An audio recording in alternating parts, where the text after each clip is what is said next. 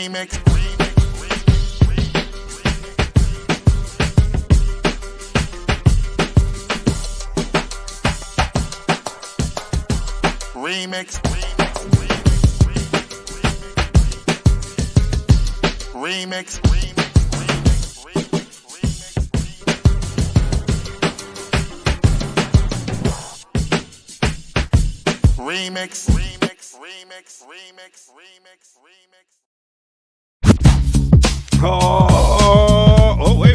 Let me get some tea here.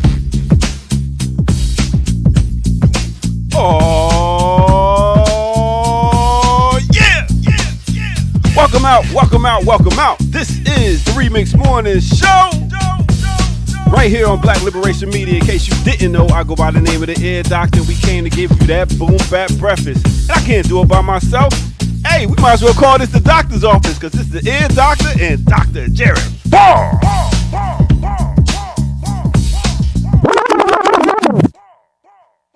And that's all. What's up, man? The doctor's office. Man, I can't call it, man. How do it feel being a doctor, man? It depends. Who I'm talking to? And what day of the week. No, it's Ward Churchill. It's Ward. Shout out to Ward Churchill. It's the PhD is sometimes being piled high and deep. And then my other favorite thing that I always quote from him is that you go to undergrad and you think you know everything. Then you go get your master's and you realize you know nothing. And then you go get your PhD and you realize nobody knows anything. Wow. So how many years does it take to get the PhD? Well, I did mine I did the PhD part in 3.5 years, which is relatively quick. But my program was easy. For me, it was very easy. Especially coming there after 2 years at the Africana Studies and Research Center, then under the guidance of its founding director, the late great Dr. James Turner. After 2 years of that, the PhD was very, very easy. So I walked through that program, had beef with the program, and as one of my final emails to the late Professor Gurovich said, "We've come to the end of the road. There's nothing more that you can do to hold up the process, and nothing more that I could do to prove to you that I've more than met all the benchmarks. So sign the paperwork and let's move on." Nice. And so yeah. Okay. But took me about I would say about 6 years to get my doctor's title. Yeah, doctor title, to really feel comfortable behind these turntables and know my music, know how to bring it in, know how to crowd control and stuff like that. So 6 years? That sounds I mean, about right. Yeah, about 6 years. Now I feel very good. I just did a wedding this Saturday and killed it. This one white lady came and hit me, though. What you mean hit you? She came on stage and hit me on the back of my shoulder like, "Yo, I asked you to play Beatles Twist and Shout." I was like, no, she didn't. Straight up. She came up early and asked. I was like, "Yeah, okay. Fuck out of here." And then next thing you know, she come back up there. But the good thing, the groom was on stage at the same time when it happened, so he just slid me 100. Like, my bad, man. She's just a guess. Yeah. Oh. All right. I was like, bring physical contact is absolutely over the line. For real. Yo, she thought she was back in the 1800s. I was like, what the fuck? That look like Toby to you? Yeah, really. First of all, you've already broken the unofficial line of crossing the DJ line and talking shit. Thank you. God, to then physically contact the DJ. Oh, goodness gracious. Well, congratulations to you for handling it well and getting that extra 100. Hey, I realized she thought she was in a whole nother century. So I was like, all right. she drank herself back to the 1800s. Yeah, pretty much. That's all they do at weddings, get nice and tore down. Could you play a song next? Yeah, oh my goodness. And then the Beatles, that's your request? Twist and Shout. Yes. At least go to the Ozzy Brothers Shout. I mean, you know what I'm saying? That's the one you should have played just to mess with her. And looped it. We're gonna listen to it 5 times in a row for that. getting over there. Oh my God. Other than that, it was a busy weekend in Atlanta. We just had Trump was here yesterday driving around fucking up traffic. We had Morehouse Spelman homecoming, and we had the One Music Festival. So it was crazy out here, man. So I got a text from someone who was in New York after that Madison Square Garden joint that Trump's crew put together. And this person is a far left political thinker who was definitely not voting for either of the two parties. And they said, I'm not saying Trump is bringing fascism, but it's feeling pretty fascistic out here in these streets. These white folks walking around MSG, Hey, proud. feeling a little bit amped White up. power. It's like, so I said, all right, be safe. Be safe. Oh man, you know what's wild? I seen Geechee yesterday. Stop playing. Geechee, y'all, he came to the Black Man Lab yesterday, and we had we was talking about being prepared for survival on some shit warrior class. Damn, why can't I remember the name?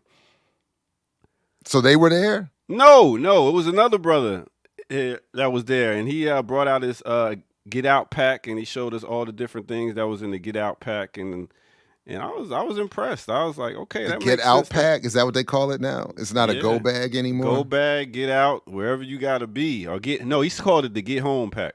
The Get Home pack. Yeah. I didn't realize wool blankets was the way to go to have in your car, because if they get wet on one side, they don't get wet on the other side. I was like, oh, that makes sense.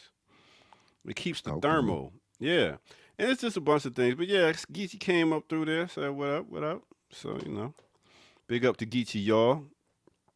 And big up to no other than Ricky Ryan. On a Tuesday, it's going up. Goodness. Yes. It was good. Morning. So how was it? Improving Tuesdays by the second. You know what I'm saying? How was it dealing with Kamau this weekend, Ricky? Was that you or? Yeah, that was me. Oh, okay. I would say I barely dealt with Kamau. Kamau was in and out the space. Oh, really? He was all over the place. Oh, really? How was the event though? The event was good. It was really good. It was the first event that I was responsible for putting that all together. So getting hundreds of the members into one space from across the country, and then creating the program for which we will be engaging while they're there for the 3 days. So that was a lot to do, but it ended up really, really well. I'm very happy with it. I'm really happy with the team, the committee that I pulled together, that supported. Shout out to Elon, especially, who played my right hand in the planning. So it was great. It was really great. Oh, word. Really? Elon and Kamau are besties now. Mm-hmm. All right, so you actually did some work this weekend. Yeah, I actually did. For one. How was your weekend, Dr. Ball? Yeah, how was your non-bat weekend? Oh, so as I had told you when you called, it was going to be rough because I was going out of town, and I wasn't, one of the main invitees. So you know what I'm saying? I didn't get all the details and all of that, like some folks. But I did watch the stuff online, at least some of it, and enjoyed that. And it looked like it was a good, program. But I was the highlight for me was going to Philly to see Mtume Gant's film screenings, and got to take, was the surprise guest of my daughter showing up. It's almost a shock to see her anymore. And she was like, wow. I invited her. I said, I just on a whim, I was like, you want to go to Philly and see some films? She said, yeah. I said, stop playing. I was expecting this to be like, nah, I don't have time for you anymore. No. So for those who don't know, what great. Film is this? So there were three short films, and he's going to be screening them on our platform at some point and for another discussion. And as I told him afterwards, I was blown away It's sometimes it's like I had never seen him plying his craft. I've only seen him talking about it. So other than some appearances in like the Carlito's Way Part 2 and all that kind of stuff, but these were his films. So one was called Spit, where you'll love this one, Ear Doctor, because it's a very hip hop inspired piece, and you see him spitting, and Mtume has bars. Okay. And then and it's about the crisis of the shifting space in hip hop, the shift in the culture. And then another one was The Mold of Malachi, which it's like a Black Radical Black Mirror episode. I'll leave it at that. Oh, that sounds dope. Yeah, it was dope. And then the last one was Whiteface, where you see Mtume in whiteface donning a Trump jacket and blonde hair and blue contact lenses. Like Eddie Murphy? That's what I thought of, and that's exactly what I thought of, the classic Saturday Night Live sketch. But this one is a bit deeper than that. And it's wild. So as I told him afterwards, though, I said, I congratulated, and as I said, and I feel like some of you will feel that way when you see them, or maybe you feel that way when you see independent films now, because I don't get to see that many. But it's a reminder of how whack our media environment is. I mean, that's really what it was for me. It was just another smack in the face of like, we're just forced to watch a lot of nonsense when there's other ways we could be engaging these media and these so-called entertainment. So it was dope. The wild thing about it is I got a book that talks about how to write movies and stuff, and they just say keep doing what's being done. Don't change shit, because people want the same shit over and over again. So, but that's part of the problem. So part of the problem is that, and so I never agree with that approach. People don't decide what they want and then have that given to them by those in power. We are made to want what we get, is more how I see it. And I feel like if more people were exposed more often to more things like what we saw this weekend, more people would be willing to enjoy it. It would be, you could be more or less conditioned to appreciate it. But, I think that's the beauty of documentaries. That's right? Yeah. Well, you always get to learn something new, and it ain't the same old.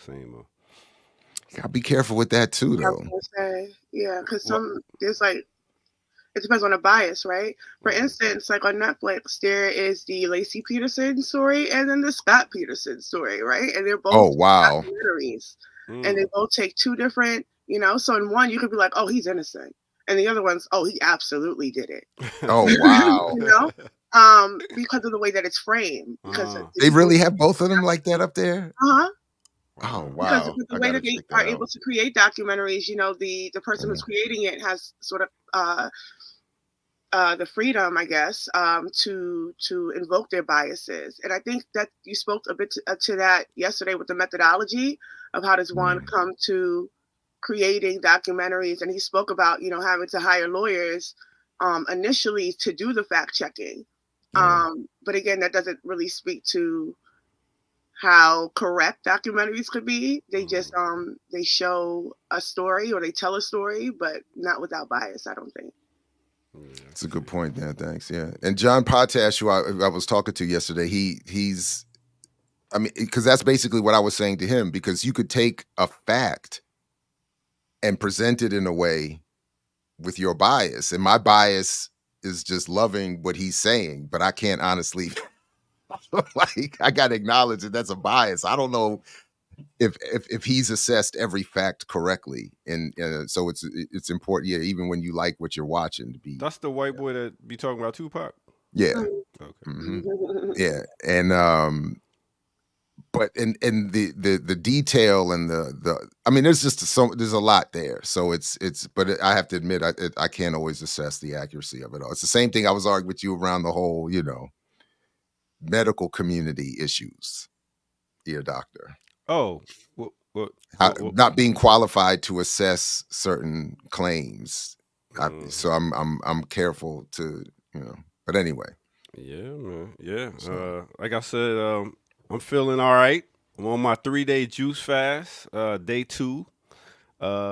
just juicing, and I feel all right. I feel all right today. I feel pretty good. I know I'm gonna get hungry later. I got third and fourth grade to teach, so after that class, I don't know. I really don't know, but I'm gonna get them on podcasting because my whole thing is teaching them DJing and stuff. But they a little, they they want satisfaction now. So if I could just get them on the microphones and talking about stuff, we'd be all right. Can I ask a question about that? Yes, ma'am. Because even to the point of like they want Saturday, my son is in fourth grade and he has this new thing that everything is boring. He's bored, right? Mm-hmm. So I'm just wondering, like, do you feed into that, or do you kind of nurse a patient? So like, what does that look like to do that, to get them? Because he has screen time, obviously, because I have so many thoughts about tech and children, and just because I've seen my son, his reaction to it, like he runs out at 5 o'clock. Is it 5 o'clock yet? Because he knows it's screen time. He can go back on his Switch or he can get on his iPad. But I'm also wondering, like, how do you unlearn that? Man, it's not easy, especially dealing with these phones nowadays. Like, really, even the kids having the phones in class. I don't know how many times I had to be like, "Yo, give me your phone. Give me your phone. Just put it up. Put it up. Put it up." So that's like half of the class. Like the whole class, you're just telling them, "Yo, put your phone up. Put your phone up. Pay attention. Pay attention." So you have to constantly stay on that. And then when it comes to being bored and stuff like that, I just bring them into the whole conversation. Start asking them questions about, what are we learning? What does your day look like? How did it go? So it's really like just getting them more involved. When there's so many students in the classroom, it's kind of hard, but at the same time, you got to take that time out and deal with each student individually. So How many students do you have in the class? 20 and then the biggest class is 25. That's actually not bad. I know there's some people that have like over 30 kids. But this is after school, so kids are not ready to still be in school. They're ready to act up. So it's a whole different beast right there. But I love it. I love it. They say ear doctor. So I love it. All right. Well, I guess it's time to go ahead and get to some news and stuff like that. We got the team on the screen for the day. So let's get into some weather or something like that. And actually, we don't have a team on the screen today because Kamal K. Franklin has just walked in the building. What up? Why does that mean that's not a team? I mean, I thought we was going to the next thing, but and how Kamal's like, don't start getting to the news yet. I didn't talk Y'all ready on the news? No. Oh, I was going to say, I didn't even get to talk Your about doctor was rushing us. Yeah, he was rushing us a little bit. I'm African, not Russian. So how you doing, Kamal? I'm doing real good. I like that one. I haven't heard that one before. Hey, Who has? Yeah. I spent my weekend with BAP, Black Alliance for Peace, and if there's one thing I found out is that 99% of our listeners and viewers are from BAP. 99%. Oh wow. I believe that now. You know what? The brother Cam that interviewed him, Tume, at Philly is a member of BAP. And there were a number of BLM supporters at that event as well. So we're basically an extension of that. BAP. Everybody's a member of BAP. You know what I mean? Like we just like that. It could be that. I might be limiting the scope of who BAP is. I see my bestie, one of my new besties, Elon, is in the chat. You know what I'm saying? Hey, cook you breakfast. She said you guys are best friends now. She didn't cook me breakfast. I mean, Jesus, you're the only one on the platform who's ever cooked me breakfast. So, Elon's okay. Elon's a woman. Is that what you're gonna ask? Yeah. Yes. Okay. Haven't you met? Didn't? I don't think he's met Elon. No, okay. I don't think Elon wasn't there that weekend. Oh, okay. Okay. Right. All right. Yeah, slow down. Whoa. Slow down. Yeah, and Lord Jamar needs to slow down too. Oh my God, that guy. Bro, my man has fallen off an intellectual cliff. Literally. You see that like he was standing on one. Well, for some of us he was. Yeah. Back in the day, I used to think he was. Maybe you're right. He was the smart one. The He was the most revolutionary in the group, I would say. Overtly, yeah. Yeah. At least what was the cliff he fell off? What did he do?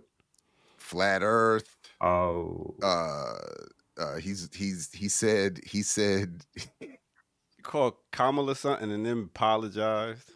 But he said he never played the pause game because he said, why do you want to, because all that does is make you think about men. And he said, gay. So the pause game is itself gay. It makes, every time you say pause, you thinking about a man. And I was just like, wow. Yeah, y'all can find out. I was like, yeah, man. I was like, so that made it even easier to move on. Deflated that balloon. I was like, all right. Grand Pooba was Lord Jamal, Grand Pooba. Who's the other dude again? What's his name? X. Sadat X. Yes. Sadat X. Yeah. He's the best. My favorite of the three in terms of MCs would have been Sadat X. Yeah. Not Pooba. No. Pooba was the man back in the day. He had the pop, whatchamacallit. He had the hits. Yeah, or whatever. He had the hits. Ooh, and I like it. I Yeah. like it. That was But when Slow Down hit, nothing. That was like the song or something. Whenever it came out. Oh yeah. Yeah. For like 3 months. You remember that one, Ricky? Slow Down. Slow down. Now, you're a little younger in the crew. You don't. Yeah, I'm much younger than. Oh, where's the gun sound? Shit, do I got one? No? Oh, damn. Also at the BAP conference, let me tell you what the number one thing that was said to me was, "Oh, hey, it's Kamal. Yo, Kamal, good to meet you, Kamal. Hey, Kamal, you're a lot smaller in person." Oh, damn. I got that 3 or 4 times.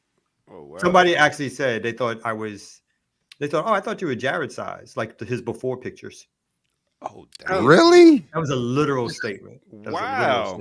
How would you come across? You don't come across as 290 pounds. Nah, you don't look chubby. Yeah, you were 290 pounds. I was 200. I maxed out and I remember the day too. I got on the scale. I remember the day.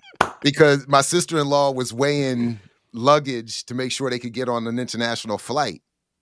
And I jumped on this guy. I said, let me just jump on this thing. It said 291. I said, God damn, son. 291. Because I was always a little big and being in the gym for a while, I was like, I wanted that. But I never really realized what it had turned into. It was like I just was in some sort of denial or something. So for those who's trying to lose weight, how did you do it? Just ate less, man. It's really not. It's very difficult, but it's very easy. It's calorie deficits. If you are in a calorie deficit, what'd you say, Kamal? Lipo. No. I would never. That I don't. Was it going to veganism or? No. He used to have hair. He used to be 290 pounds. You used to have some melanin too. I was going to say. Yeah, it's just all fall. Everything is falling. Hair though. I don't think I knew you. No, you didn't. I lost that left in grad school before we actually met. I took the cornrows out and my hair just parted at sea. And I just took the clippers to it immediately. Yeah, I did. I had cornrows. Looking like an old Bow Wow. Go ahead. I can imagine seeing it with cornrows. So was it veganism that did it, or no? I had lost weight. I had started the weight loss before that. It was just calorie deficit, eating less. It was just eating, and I was the flip was that I was always eating relatively healthy. I was just eating way too much. So, so just slowing, and then that was really it. I mean, and now it's a struggle. It's just literally a daily struggle to keep the weight off. Yeah, yeah, and it's only been moderately successful. I mean, there's been some. You still look thin. Yeah, you're supposed to. It's all relative. It's all relative. You're supposed to lose weight the older you get, though. I'm about 20 pounds over what I wanted to be, where I got and where I wanted to be. I've gained about 20 back over the last, because it's very sneaky. But it's frustrating, yeah. Is it one of those things that you feel it? Because I feel like for you, having been 290, you're always like anxious about weight gain, but you don't. You're skinny, Jared. I don't know if you. Oh no! I'm definitely not skinny. I keep the camera here. I see you in person. So it's just the stomach then. It's just the stomach.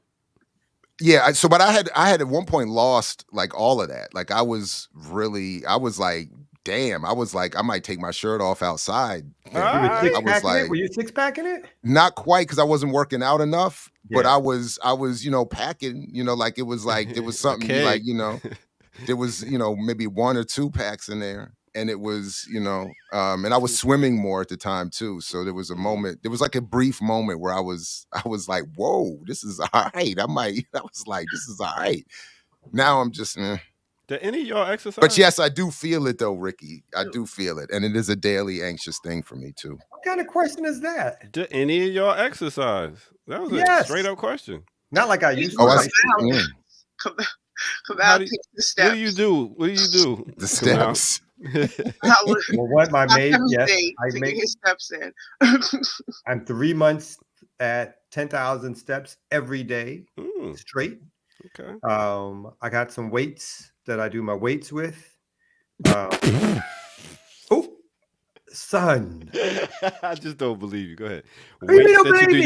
Weights that you do your weights with. Go ahead. Wait, we're on the commercial break. We'll bring my weights in and do a little exercise routine for y'all. What you talking about? You trying to play me, boy? You know what I'm saying? The chest is popping out. You know what I'm saying? The pecs be popping. You all right? Look at you. Look at you. Continue with your weights. I used to run, but I don't run like I used to, whatever like that. I miss running. But yeah, I work out. Yes, I am a jerk. How about you, Ricky? Absolutely not. I do not. Okay. I do not work out. Well, Ricky weighs $1.05. Slight yoga, and by slight, I mean the YouTube beginners that I have been doing for the last 4 or 5 years that I have not moved beyond. But that's it. Have you always been thin? My son. I walk around a lot. Have you always been thin? Yeah. But I was like much more active in high school. I did ballet. I did, so. But I've always been. My mom and I are the thinner ones in our family. So we hear about that a lot. Keep it up, yo. We got a lot of people passing away in their 50s, so get that regimen in, some type of exercise. You, Jared, what you do? Anything? I walk. I do some. Are you a soccer? Like dad? Those? Yeah, but that can easily turn into just gaining weight sitting on the sideline. I'm not the one playing. And now we're both, on injured reserve. So it's I'm just sitting in doctor's offices like literally yesterday. But no, to walk in, a little bit of yoga, a little bit of the band work, so I can pretend like I can feel the muscles, like I do. I miss a lot of that gym culture. I admit it. Even some of the toxic manhood stuff, I admit I miss some of that energy. But like I miss all that fake. I don't know. It's just like that fake tough guy in the gym. Yeah, just walking around feeling like you just clanking the weights and all that. I mean, I do, but so I try to, I did like to move up on somebody. I did like to lift weights next to somebody and then lift bigger weights than them. That was your thing? I used to like to do that because they're like, being skinny, people thought it's like they got to 25. I'm going for the 35 arm to do the arm curls. You know what I'm saying? Oh, wow. You know what I'm saying? I did see Logan Paul. Speaking of fake weightlifting, I saw Logan Paul allegedly bench 500 some pounds, and a professional power lifter on his video channel called him out and said that it was fake. It couldn't have been real just by looking at his technique. He couldn't have been lifting, and I was hating because that was always my goal before my shoulder injury. I wanted to get 500. Yeah. Damn. Yeah. I got 435 after my shoulder injury. You did 430. That's incredible. Absolutely. Damn. Yep. Absolutely. But that's like 2 of me. Over here. Shit. That's 2.5 of me. That's 2 of me and Ricky. In fact, I mean, at one point you could lift the Ear Doc, me, and Ricky at the same time. Wow. Ear Doc, you don't weigh but $110. I'm only 160, 170. Yeah. Exactly. That's 300 pounds between you and me. What'd you say, Ricky? That was my pregnancy weight. Look at Yipper just So Yipper, all you have to do is contact the Frostburg State football team from Oh wow. from 1995, because the whole team was The archives. the whole team was there. It was in front of the whole picture team. And like those glass. And in fact, Yipper, I broke 405 by itself. So I took 405 off the rack, down and up, and put it back with no help. So that shit, JB. And then I went up to 435, and everybody was talking trash. So they helped me get that up, and then bang, and put it back. So yeah, Yipper, I did. It's no cap around here. Okay. And that's after my unoperated dislocated shoulder. So, if we want to be accurate, we're gonna reminisce correctly. Just talk that shit, JB. Is that stuff good for you in the long run, though? No, hell no. And that's why I don't live hell weights. No. I'm sure that's why my back is messed up now. I'm sure when I watch, and I never did all the like bodybuilding steroid stuff, but when I watch those channels, all the cats that I used to look at in whatever bodybuilding, whatever, all of them are messed up from the steroids, the lift. Ronnie Coleman can barely walk. And this dude was one of the strongest men ever. And he looks terrible. He looks a mess. So it's not at all. It's and I think what younger folks seem to be doing more now, lightweight, other forms of resistance, just to get strong. And it's that toxicity of I gotta be the biggest and I gotta. And I used to hear it all the time. I fell into it. People would say, you have a frame that you owe it to the universe to build upon. So I used to feel like for a time I felt like I had to. It was weird. It's weird because it was weird. Crazy. Like it was only like that for me because of the ego of being on a football team. Like you said, everybody in there trying to lift the most. Yeah. But I only walk and play basketball. I don't fuck with weights. That's, I think, probably a good idea. Like commercial, you barely play basketball. So. Negro, I was out there Sunday. Let me tell you, they was like, OG, yeah, OG was putting it on them like, yo, and when you take the shot and then you just walk down the court like that, I was killing them, son. Woo! Oh man, I gotta get a camera out there so y'all can stop disrespecting me. I mean, yeah. I really do. I really do. But you need the proof. OG, Unk and OG. That is my names on the basketball court. I even had this one kid. I was like, little man, you got to jump higher than that. Anyway, don't let me go. So before we move on to real news, I do have two quick stories I did want to share. But I don't feel like they're legit real news, but just two quick stories. One. I was on the Hickory Ridge Village board last night and doing the good work.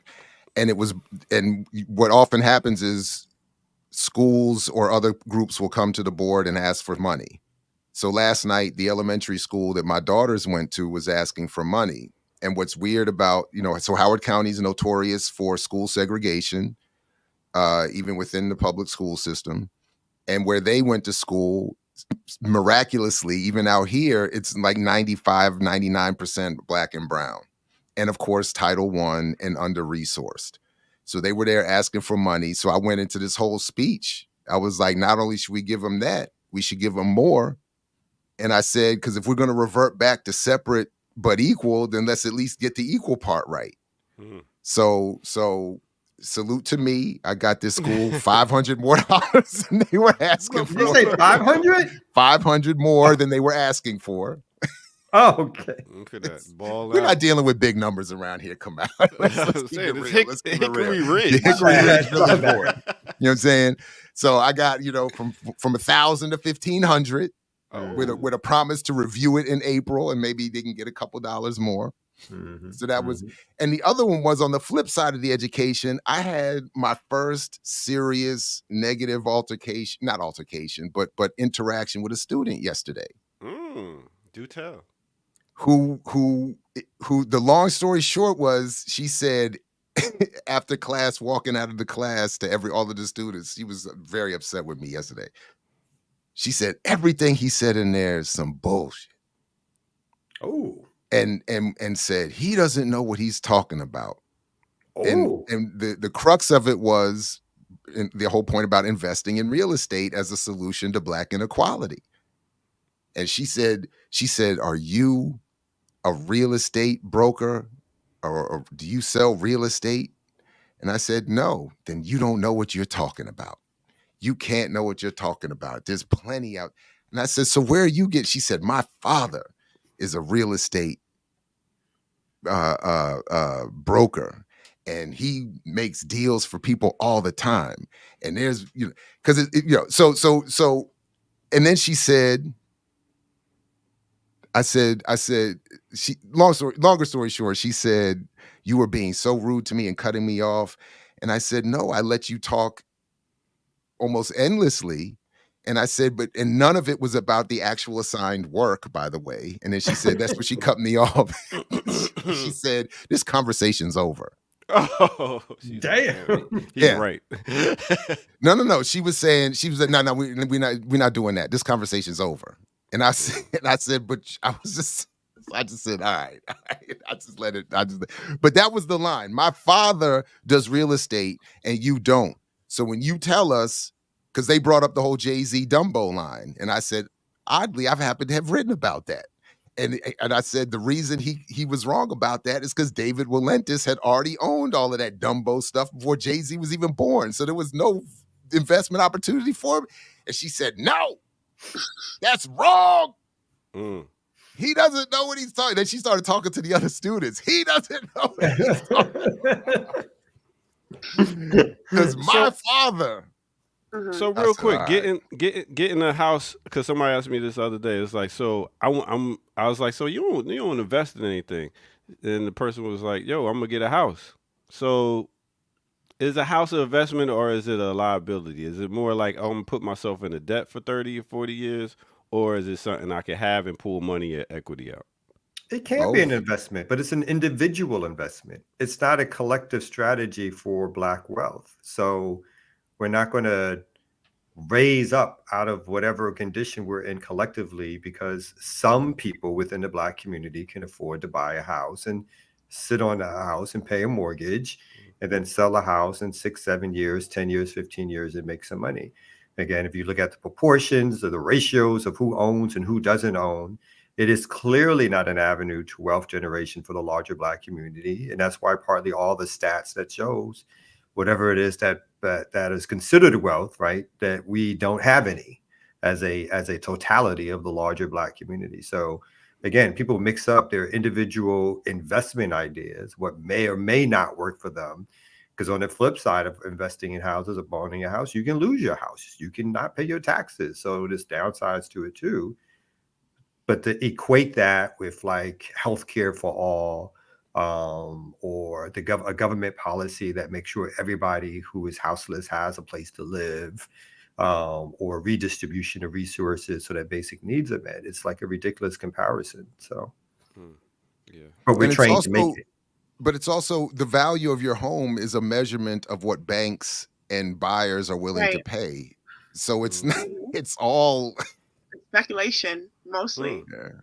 And then also the housing market is set to hit another crash just based on that speculation because people have not bought. I think at post 2020, the interest rates dropped so low that everybody brought in, and then 2021, 2022, it jumped back at least 6 to 10%. So when we're watching all these people buy up homes, they now have to pay that. And now it's also harder for people to sell those homes because the interest rates are so high. So real estate developers and they're not really making any money currently. I mean, they're going to, when you look at the price of the house, average prices of homes and a 10%, 10 to 50% cut, they're not for by any means, but they are certainly not making what they could be making in terms of speculation. And we just toured around Baltimore, and I thought the conversation around housing and who owns a home and who's sitting on a home and why, there's homes that are not, they're pretty much depleted. but they're for sale. Just a whole conversation around that I thought was really, really interesting in terms of how we're even understanding housing in a city that has an overwhelming amount of homeless people. So I just, I'm always interested in that. But yeah, I don't know if I'd say it's an investment, especially when BlackRock owns a large part of it. And then the land itself is owned not by us. So, yeah. And none of that worked yesterday for me. Yeah, Kai, you're right. It was like when Reggie Middleton said, if you ain't got no money, you can't talk about it. It was that same argument. Are you rich? He asked me, are you rich? I said, no. He said, well, you can't talk about it. Shut your broke ass up. Shut your broke ass up. That's why the new episode of Brokish drops in 2 days. Yes, it does. You cannot miss this one, everybody. This is about to be it. This is about to be some. I was going to say, individually, I've owned, but when I was a practicing attorney and I figured out the game of buying houses, and this is before the Great Recession. So in 1 year, I bought like 5 houses because, and at that time it was the Wild Wild West. There was no money down, so you can do what's called stated income. So you could basically, the bank, get a loan. They call you. It's on the phone. And it was like, what's your income? And I'd be like, 140, let's say. And I might even literally say that. I might go like, yeah, 140-ish. You know what I mean? There was no, we get a copy of your taxes. There was no, you got W-2s. There was nothing. I was going like, yeah, about 140 B. Yeah. And you said you did this around the time of the Great Depression? I did it right before the Great Recession, not the Great Depression. The Great Depression, right. Wow, damn. Back in 1927. After the Great Depression, before the Great Recession. Glad he got that. Go ahead. To that point, that's the trend, like what I said earlier, that's the trend we're seeing now. That so many people have been able to buy homes post 2020 because the interest rates dropped to such a low level. Like the tech influx moving into LA alone from Seattle, everybody went into LA. And now the interest rates there are catastrophic, and they cannot sell homes. So in the intermediate, they're building up buildings. So there's apartments in LA now, apartment buildings and high rises in LA because there's no more money in the homes. So what I was going to say really quickly was, so for one of those properties was for the organization I was a part of. Like I bought it with money that we raised for not my personal money, whatever, but I was paying the mortgage personally. So the Great Recession hit, and 2 of these were New York apartments. One got, so basically, and people weren't paying their rent. It's Kamal, so of course I undercharged in rent and so forth or whatever. No one was grateful and thankful for that when they moved out dead of night and didn't pay and stuff like that either. So the 2 New York spots I lost outright. I think one of them I had to do the I forgot what they call it or whatever like that. But basically I lost those 2, and I kept 2 personal ones in Charlotte, and then the one that I bought for the organization, they were supposed to take over the mortgage, and that didn't work out either. And so for a while, so it was the opposite, the flip, right? Once the recession happened, and you can no longer do it that way anymore, and people weren't paying, it was like the downside of that, and it took years to get out of the sort of muck and mire of the credit issues and all that kind of thing. So it was a gamble per se, an investment. And then some of the other investments long-term did quote unquote pay off over a decade later or whatever like that when I sold those houses. Again, this was all like my personal whatever. Yeah. I was a landlord. Kamal was a landlord. Bad one apparently, but I was a landlord, yeah. Since we probably ain't gonna get too much news today. I was wondering, is like insurance like a scam? Because I feel like even when it comes to like even the doctors and stuff like that, if I get sick or anything and I need to go, that's when I'll pay the bill. Like bam, instead of paying monthly something that I might not use. The problem is you can't afford it. Yeah. Mm. It can be a scam. I think insurance can be something that's really supportive and helpful at times, and I think there's been even in the history of Black folks, when churches, coming out of enslavement, when Black churches used to have sort of cooperative insurance plans for death, life insurance, funerals, all that kind of stuff. I think there are times when the premiums make sense and when insurance companies actually pay off what you're getting them insurance for. But the scam part, of course, is that they hold your money. They invest it for higher rates in terms of what's happening. And then when you go to make your claim, and this is particularly probably true again in the housing market, and probably somewhat true now in the medical area, when you go make a claim about something, you got to go through all of this stuff with all your deductibles, your co-pays, and everything else, where sometimes it doesn't feel like it is worth it, whatever. But for medical insurance, it's if you don't have insurance of any kind, you're screwed. Otherwise, you're going to carry this huge debt, which is going to follow you around. Which the way things work, of course, if you want to buy a house, if you want to buy a car, if you want to finance anything, the way the society works, if you have that debt, you get nothing. And they only give you credit when they give you the person who needs the most gets the highest interest rates. So the poorer you are, the lot bigger your interest rates. So yeah, so it can be worth it. I think there's an argument. I think there's a real argument for why insurances can be an important, especially that car insurance. Good Lord. Yeah. I just want to, I never got a chance to ask, but I am, and next time I happen to leave this country and go to one of the more socialist-leaning countries, if they have insurance. Because I'm wondering to what extent that it is a product of the system itself, that is a necessity, or because even when we talk about medical insurance, that is because there is no sort of, we don't have universal healthcare. We don't have free healthcare. So it is all through this neoliberal project, so to speak. It's all privatized. All the solutions are privatized. So I am wondering, in situations or in countries where that does not exist to that extent, do they have insurance, or what does that insurance look like? Because life insurance is a different thing from medical insurance, from housing insurance is a different thing. But what does that look like implemented? Because it's not a question I've ever asked, but I know here, grateful for the car, but that $200 a month is like, it's like, I'm driving safely. What are we talking about? Yeah, it's crazy. So ZZ Lion, I think, is where I'm at. Insurance is a scam. Insurance done right is socialism. But yeah, I look forward to Ricky's European tour report back on the healthcare.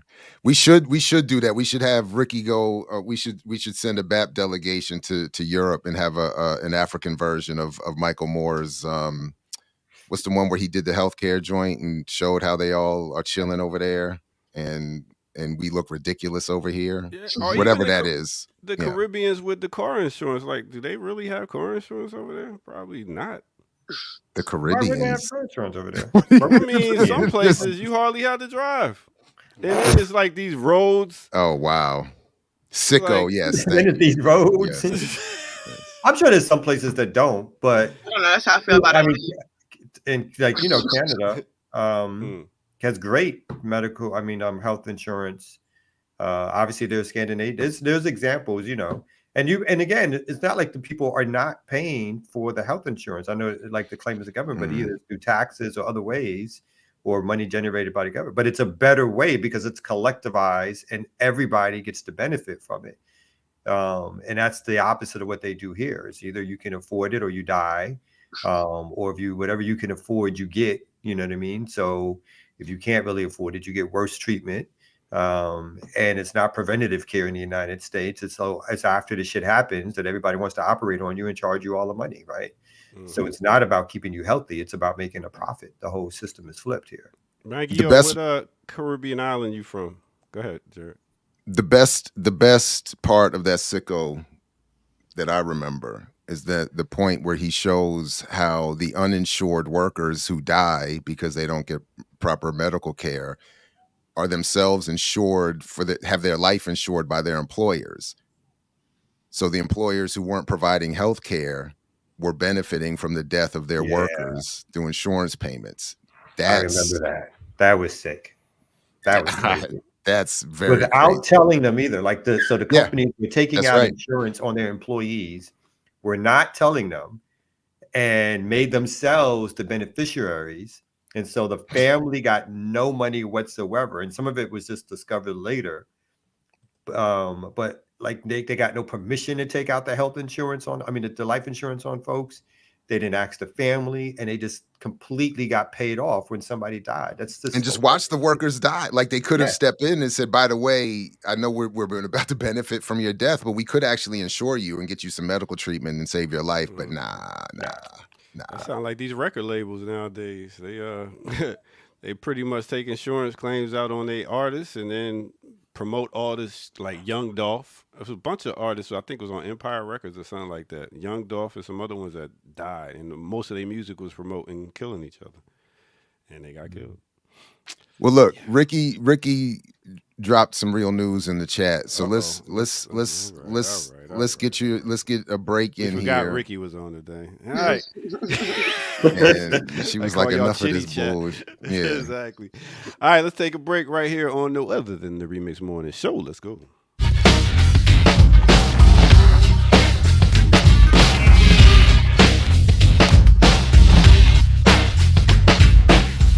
All right. Welcome out to the Remix Morning Show. I go by the name of the Ear Doctor. Thank y'all for tuning in.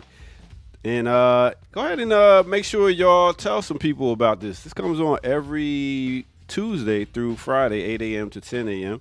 And you can also hit that like button while you're out here. And subscribe if you're new to the channel. Go to patreon.com, become a member over there, get footage that's rare. And yeah, do that. All right, well, what we're going to do right now is we're going to snap the map and give you a little bit of weather since y'all ain't stick your hand outside yet and see how it feel. All right, let's start it off like this. ATL, we got a high today of 74 degrees. Nice, beautiful day. Sun is out. DC is 68 degrees. Also, Chicago joins them with that temperature of 68 degrees. Next, let's take it to Houston. Houston is nice and warm, 83 degrees. West Coast area, let's talk about it. They around 66, a little cloudy. Next, let's go to Jamaica. Guess what, y'all? My birthday is coming up, and I just booked a little trip to Jamaica, so I will be there. Next, they high. I forgot all about it. 87 degrees in Jamaica. Kingston, Jamaica. And next, let's take it to Nairobi, Kenya. They got a high today of 82 degrees. Nice and warm out there. But I'll tell you what was nice and hot back in the day. It was an album that came out 32 years ago. What album am I talking about? As you hearing in the background. Fuckers giving me the third degree. Look at the waiting room. It's filled to the rim. That's right. We're talking about Ice Cube. 32 years ago, he came out with this banger, Death Certificate. Now, we talk about an album that had production by some, Sir Jinx, DJ Pooh, and Ice Cube. And he was talking about drug dealing, racial profiling, the right to bear arms, all types of stuff was on this album. This one made me be like, yo, Ice Cube is that dude. And times change, times go on, and next thing you know, are we there yet? But anyway, that is what it is. 32 years ago. Well, let's take you back to the future right here on the Remix Morning Show. Let's go. Work position, had the chills, but my temperature's 103. Only got a Band-Aid and an IV. Yeah. I feel like his rankings has slipped over the decades too, just because of his. Yeah, he used to be potentially top 10. I was gonna say. He just put out a new song too with a video and everything. Yeah. Nobody's listening. Why? Yeah, that's why I'm wondering. I'm like, you got the 3 basketball thing on. You still got these movies that you're doing. I mean, when you love and got the passion for writing music, how do you stop? That's like asking an older person in music to be like, why are you still doing music? It's what they do. I agree. He should be able to do it. We just don't need to talk about it. Well, he should keep it at home. What are you releasing it for? People still rock with Ice Cube. Stop. Right. The West Coast. If we was in the West Coast, you would be disrespectful right now. But we in the East. You don't know 3 people. Ain't nobody listening. Ain't nobody in the West Coast going to go online and click that button to get download some Ice Cube record. I can see you said E40. Ice Cube. Come on, man. The Mecca Dawn. Anyway, I'm out here. But you're right. That album was fantastic. I was just about to say, Maggie beat me to it. The best part is the go-go version of that Ice Cube classic. What song? Is that the best part? Honestly, I don't know. I just like that Maggie pointed that out. I don't know. I couldn't honestly think of any go-go versions of Ice Cube songs off the top of my head. Even the go-go community is like, who is this dude? It's like, no, I don't know. And this song, but I'm sure if they did, it would have been better. His song "True to the Game" talk about writing a black person moving to a white neighborhood and getting niggas spray painted on their house. LeBron James. Anyway, that was good. All right, I'll catch you on next break. All right, well let's slap the map right here in the Remix Morning Show. Get to some news.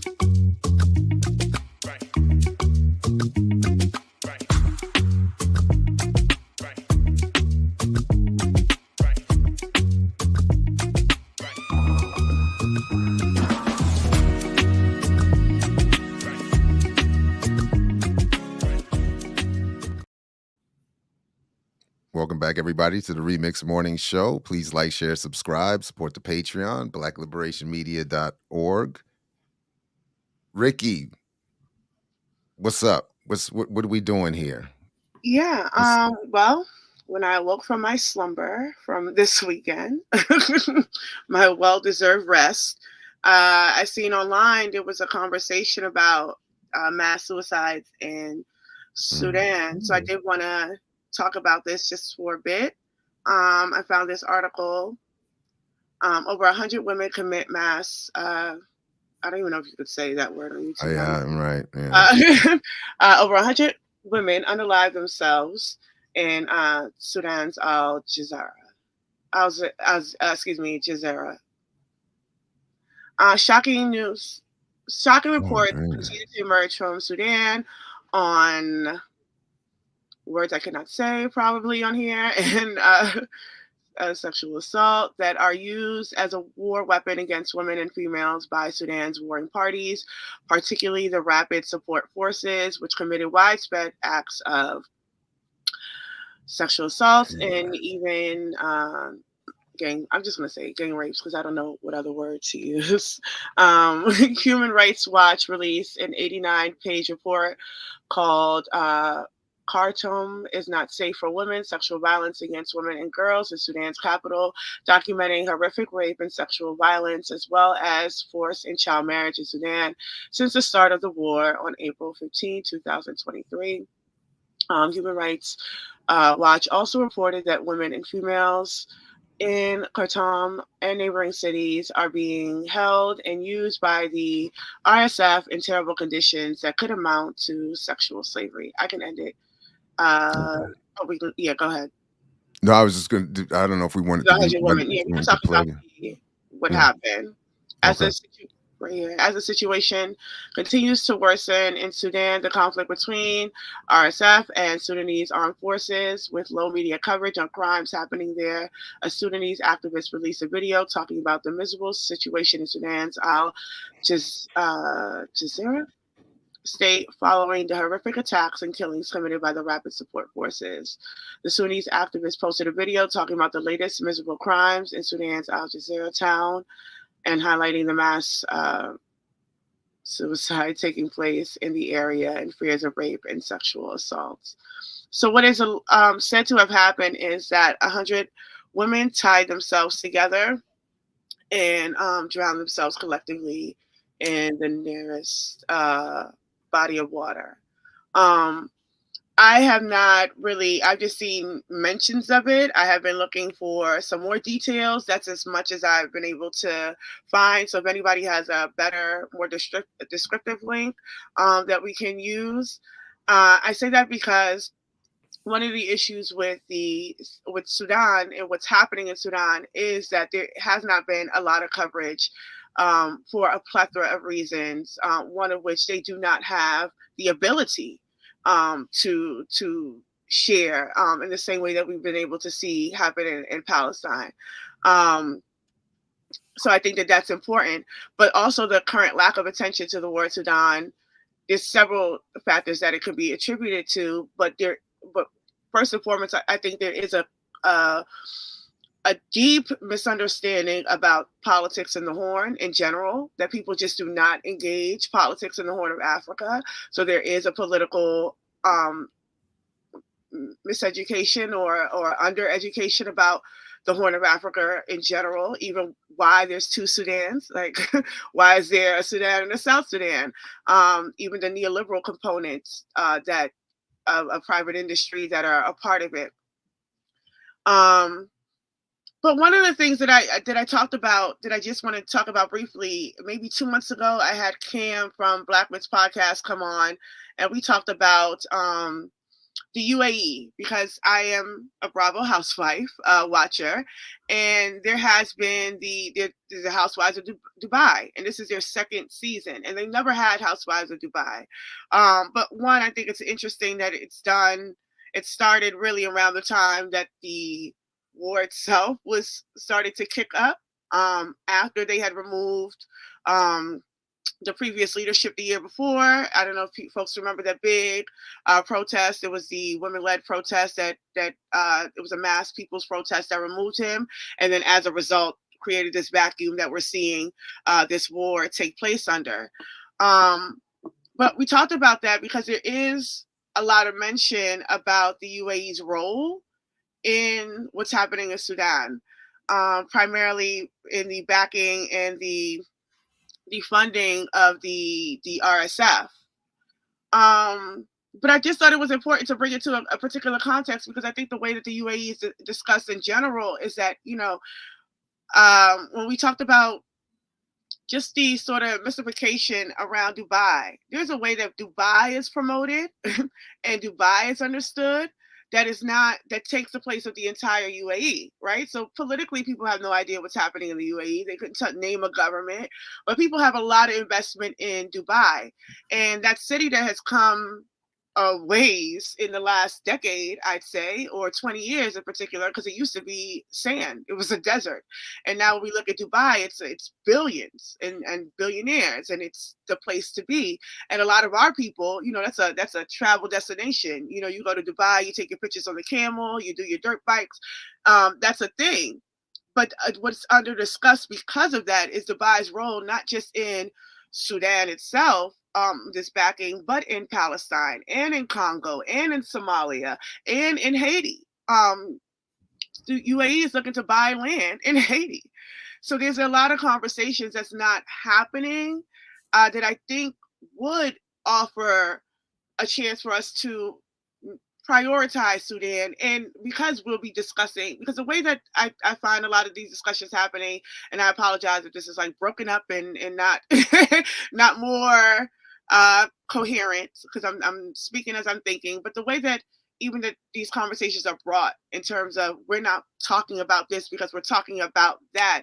A large part is it because we're not talking about the primary contradictions, because even to discuss the UAE is to separate the UAE from the US and Israel, who have been the main backers and supporters of the UAE and funding their military, because the UAE does not create that on its own. The UAE does not supply its own guns. So when we talk about the UAE specifically and what's happening in Sudan, what does not get discussed is the role of the U.S., the role of Israel.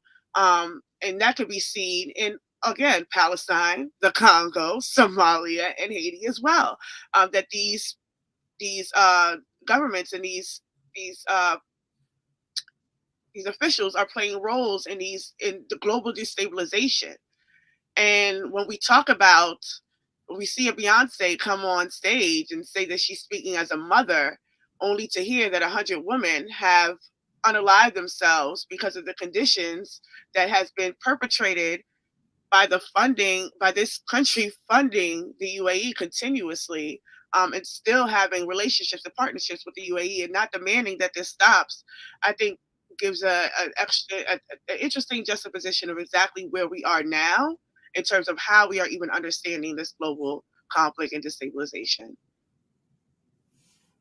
I yield it.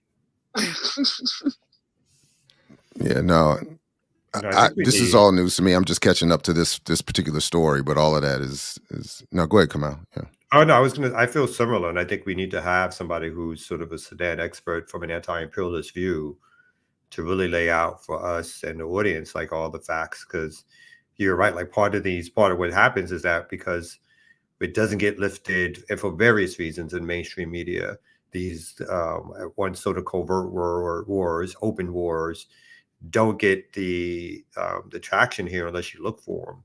And so this is some horrific stuff that's happening. And again, none of this stuff you would think, like the idea that 100 people purposely drowned themselves it sounds like as a form of protest in some way, should be making front page news and be relevant to the world or whatever.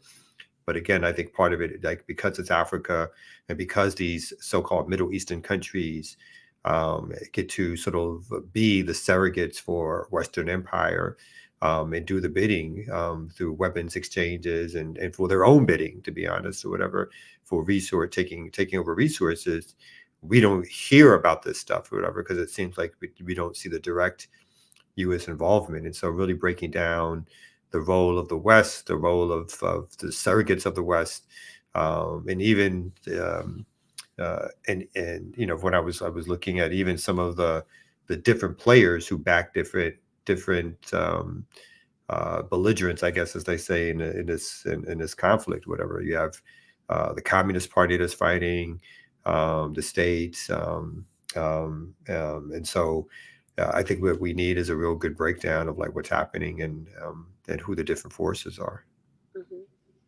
I will say the comrade Salome, Salome and Gap Atlanta has been an excellent resource on this. We've had Salome on here a couple months ago just to give some discussion on it, but these are like 20-minute interviews. Thank you, doctor.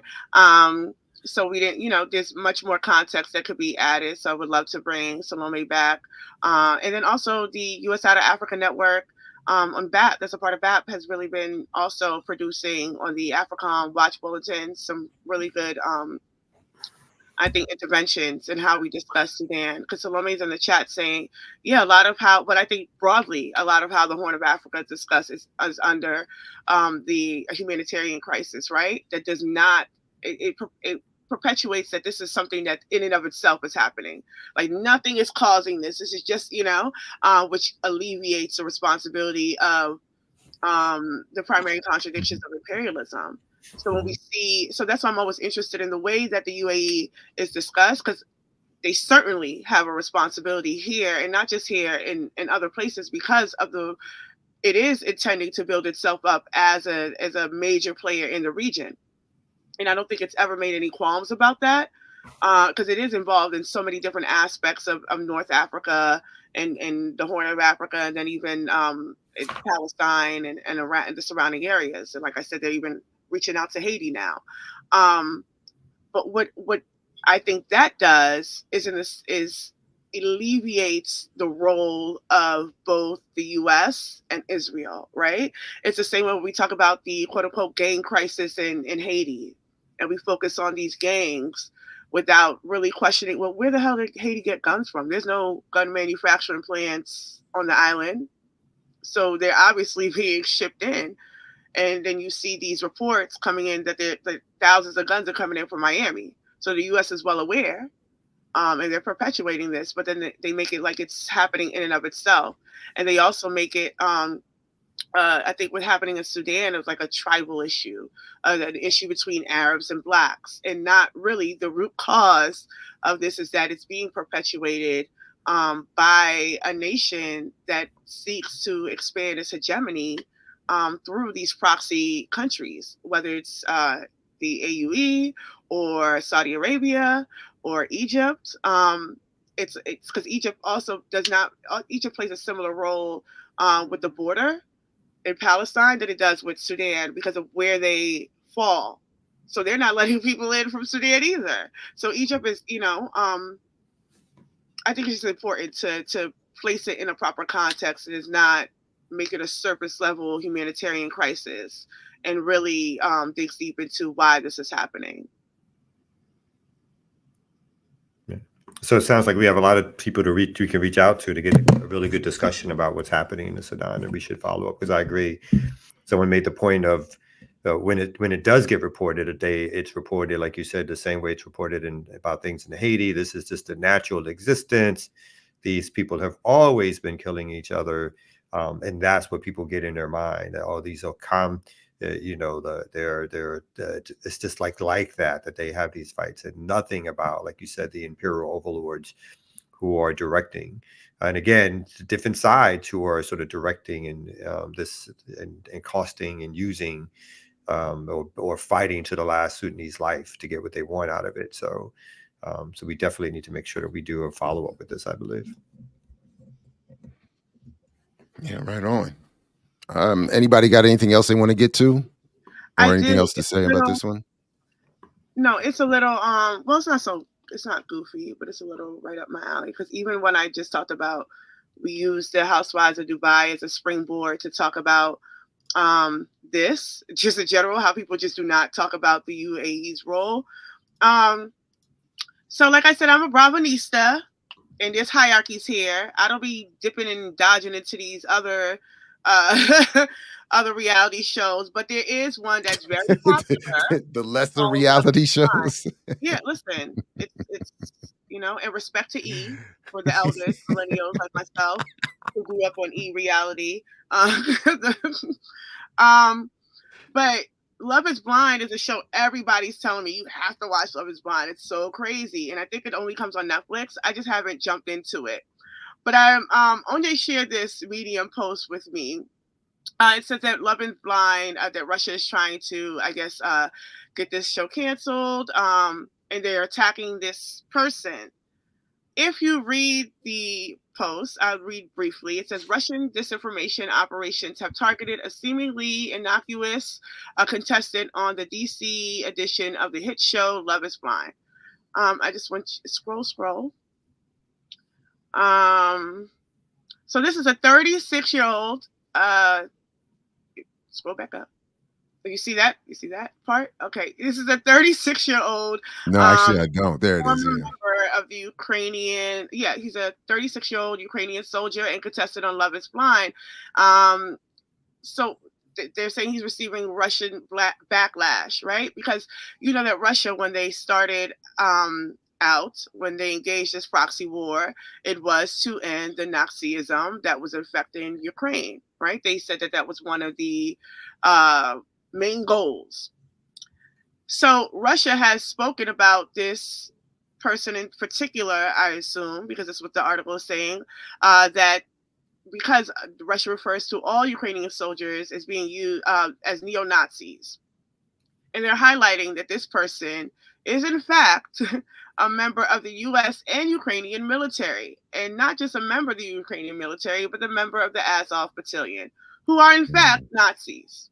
So if you want to scroll down, and so when I talk about the normalization of Dubai in terms of how reality TV is depicting it, like even in Love and Hip Hop, that is a place to be. Everybody got to get to Dubai because you're living a lavish lifestyle. You get to show that off. There's also this happening, this kind of normalization of Nazism, that this person is being treated on the show as a war hero. He is being depicted as a good person, essentially, right? Because of the sort of misinformation that we already have about the war, what's happening in Ukraine and who these people are. But if you recall in the beginning days of the proxy war, when MSNBC was blurring out the Nazi symbols on the grandma's arms when they were training, or when PBS blurred out the photo of Stefan, I can't remember his last name, the infamous Ukrainian Nazi that was on the back of the wall in the office of the mayor in Ukraine. So there has been this sort of deflection that no, there's no Nazis in Ukraine and Russia's just making this up. And this is all part of Russia disinformation. But we also know that there has been a lot of evidence that the Azov Battalion has been responsible and has trained a lot of the growing sort of global neo-Nazism that we're seeing, including the Church Christ shooter in in Australia, who was then mentioned by name by the Buffalo shooter. The attempted assassination in Argentina was done by someone who went to Ukraine to train. We know a slew of MAGA Trump right-wing folks went to Ukraine to assist in that battle and help. So this is just the dynamics of what has been happening as shows like Love is Blind, shows like Housewives sort of normalize particular situations. Wow. So yeah, that's where we are. Wow. Well, speaking of, I messed that up. I lost it. I was gonna say, never mind. Ricky just took us down a whole. I was waiting. Yo, I know so many women that love that show too, and they don't believe that this stuff is written. Like nowadays, reality shows are written. They write this stuff and then tell people this reality, and they love it. Oh, see, I wouldn't say written. It's because it's not. It's not. Well, I would know. It's not written. It's highly overproduced, which is a difference. Nobody's handed a script. They're set up in particular scenes. Set up, written. But Right. Kevin Powell, That's what I mean. was Not- that not back in the early MTV days. Like Kevin Powell was, from the whatever that show was. He was one of the Real first World. to the Real World. Thank you. To start talking a little bit about that. It's not written, but it's highly manipulated through the production, the editing, putting people in certain situations. Like yeah. But did you see that movie? Because I know there's a Netflix thing about the dating game killer, the more or less true story about the serial killer that ended up on the dating game in the 70s. Oh wow. There's a new movie about that on Netflix, but there was also that movie. Do you remember? Oh man, The Gong Show. Who hosted The Gong Show? Oh, I back in the remember. day. Barry. It was Barry. Barry, that Barry. dude Chuck Berry? No, claimed not Chuck Berry. something like, not Chuck. It was Chuck Barris. Something Barry, like that. Yeah. Do you remember that he claimed that he was also, while working on that show, an undercover spy for the U.S. intelligence community? Yes. And that show Later. used that as a cover to have him go on. And there was a good movie about that too. A very interesting movie about that too. So yeah. So I'm not. Is it Ferris? Chuck Is Berry. it Ferris? Wait, Not who's Ferris. I Ferris? think it's I think it Chuck is Ferris. Ferris. It's Chuck Ferris. Somebody said. It is Ferris. Yeah, it's I into think. window. That's another Chuck. We got Chuck Woolery too. That was the other That's guy. another It wasn't Woolery. Another It wasn't one. Woolery. It was the other. This guy's a it was little the- squirmier. Yeah. Yeah. He looked like he was up to. He could be up to Yeah, something. Maybe. I He think did look. Yeah. He looked like Richard- if it was this era, he would have got me too'd by a lot. Of Definitely. especially Richard Dawson. Yeah. Oh yeah. From And I Family remember Feud. I was wrong on but also Richard Dawson. I was thinking of my man from The Price is Right, who I Bob thought Barker. had escaped. I thought he Oh. had escaped it, but I think you, Ricky, put me on to that he didn't. That there were people who had called. I thought maybe somebody put me on because I thought he had somehow made it through. Oh, Bob Barker. No, Yeah, Bob Barker. yeah.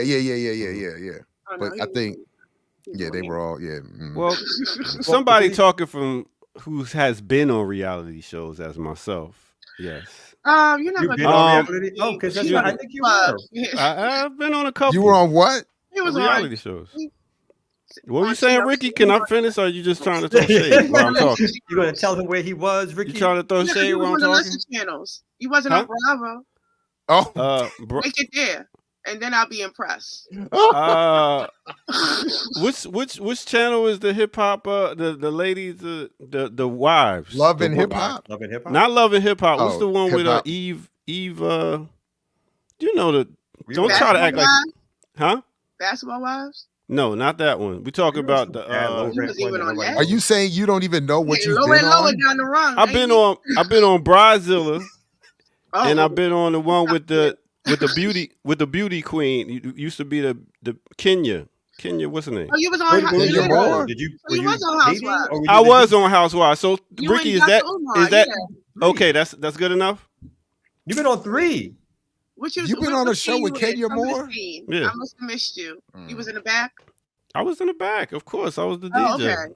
I was the So did DJ. you notice people getting scripts, or how did you notice the production? No, I just in Bridezilla, the production team came and gave the scenario like this is what's gonna happen, and then at the same time they had like stuff like they gave them the wrong music and said this is, then had the DJ looking bad. So this stuff that they do. So I'm saying like that part is like it's not all reality. That's all I'm saying. Yeah, I think people know that. My new bestie, before you do break, told me this, like almost a flip interesting story, was that how this couple got together. But one couple was anti-war. I forgot where the person was from, but they were anti-U.S. military war because the U.S. military, and they were dating somebody who used to be in the military, who I think was considering going back, and then they got into interesting discussions, surprisingly interesting discussions about the role of the U.S. military around the world. So every now and then something else sneaks through, but that's interesting too, because I was like, I would never watch that show for anything political, but they said they found something that, thank you so much, Venezuela, the person was from Venezuela, and so therefore could say things about how the U.S. military was operating in their country, and so why the U.S. military, in spite of the fact that people here when they join, claiming they get all these good things from it, sometimes these bonuses, and obviously the way the economy is structured is geared towards getting poor folks to join the military as a way, quote unquote, out, or whatever, or working class people as a way out. So they had an interesting discussion about the role of the U.S. military around the world on some reality show. Hold up, wait a minute. Chitty Macha said I was in the crowd in the Pelican Brief. What? Well, listen, if we're doing that, I was also. What were you in, Ricky? But Dr. Umar, I told you that before. Dr. Umar was on Real Housewives of Atlanta as a love doctor. He was giving relationship advice. Oh. I mean, he got 2 wives. To Kenya Moore. Wasn't that how your boy what's the one who basically told somebody to kill somebody? What's his name? What's the name of the Black Hammer? Wasn't he a reality show person? That's how he's made. You said my boy. I mean, That was you just said. Your reality people. Yikes. Somebody that vote was, but I never met him personally. Wait here, doctor. What up? Because as Ricky said, if we doing that, okay. And I didn't even know this until a few days ago. Do you have an IMDb page? What is that? These niggas here. Because I've been in. Wait a minute. Documentaries. Oh, look at you. You know what I'm saying? Okay. And I'm looking for where's the film that the sister from Howard University Film School did that me and my daughters had a cameo part.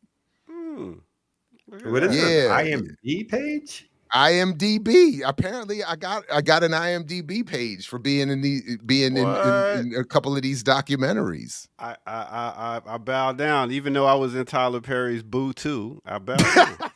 Nobody can stop that. Hold on now. Wait a minute now. Wait.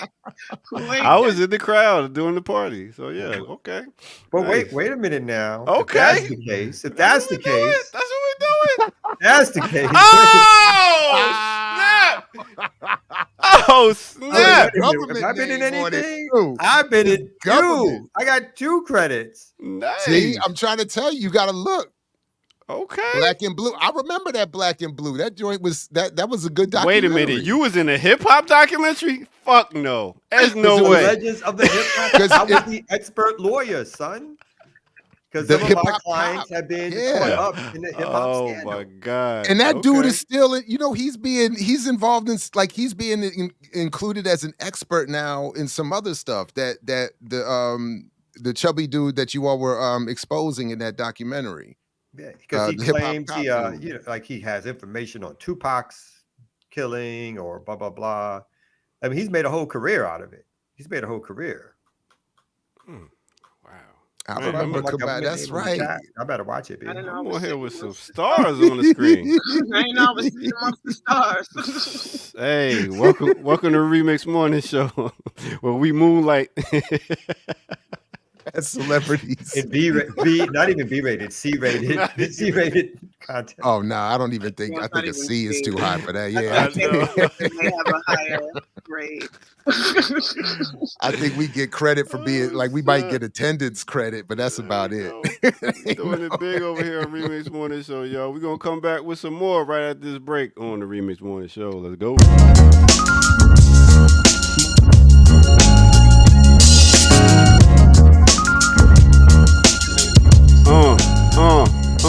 Yeah.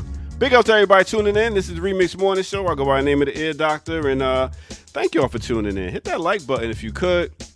We got 465 people watching live right now, so big up to all y'all for tuning in. Subscribe also if you're new to the channel. Go to patreon.com. Over there, you can become a member, and you can see some footage that you regularly wouldn't see over here. So do that, and also, bottom of the screen, go to our website, blkliberationmedia.org, and there is where you can donate, since we are demonetized over here for spitting that hot truth. You know what I'm saying?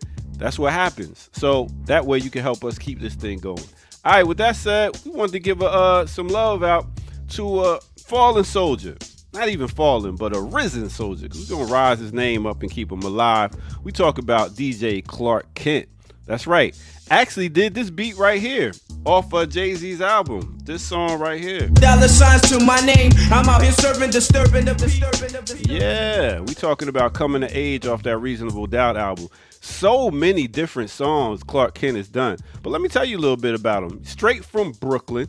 Actually Panamanian. That's where his peoples come from. Goes by the name of Rodolfo Antonio Franklin II. Yes. And he's also known as Clark Kent, which has the Superman logo and everything. But coming straight out of Crown Heights. Went to school and wound up DJing and became Dana Dane's DJ back in the 80s. I don't know if y'all remember Dana Dane, the famous Cinderella Dana Dane. Yeah, so he was DJing for him. And he also helped produce one of his first productions was in 1989 when he produced a remix of Troop's hit song "Spread My Wings and Fly Away." Yeah, that joint. And then he came back with Junior Mafia's Player Anthem. So that was a big one. But his biggest hit he ever produced was "Lover Boy" by Mariah Carey. Now he's worked with so many different artists. We talk about the list goes on and on. We talk about Estelle. I talked about her last week. Slick Rick, Rakim, 50 Cent, everybody. So he was doing that. Also did a DJ battle he was doing for a while, hosting that. And he actually was the one who introduced Jay-Z to Dame Dash and also introduced Jay-Z to Biggie Smalls when they collaborated on the Reasonable Doubt album and did Brooklyn's Finest. Also, he was the cousin of Foxy Brown and introduced Foxy Brown to Jay-Z. So it's so many different links Clark Kent did, not just DJing when we talk about this business. Also discovered the rapper Shine. Yes. So listen, big up to Clark Kent. He died from colon cancer in, October 24th, 2024 at the age of 59. So big up to that brother and his family. Yeah, we hold your name up. Big up DJ Clark Kent. All right, with that said, let's get back to it right here on the Remix Morning Show. Let's go.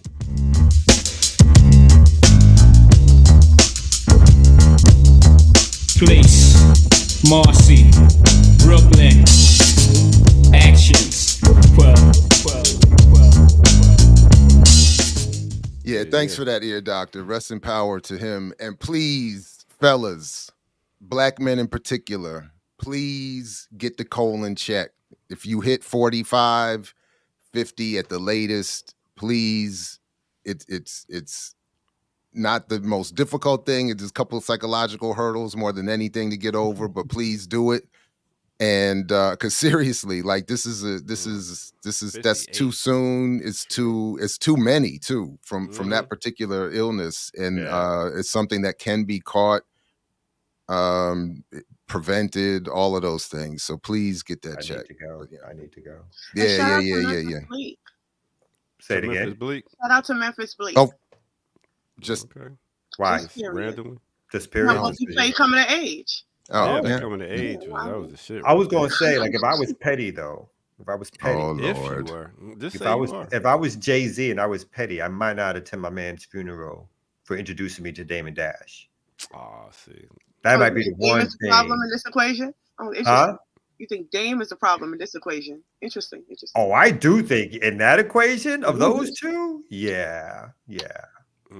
Jay may be a problem, but Dame is a problem. Like it may be multiple problems, Yeah, but Dame comes across as a major problem. I don't Mm. just every time I see him talking.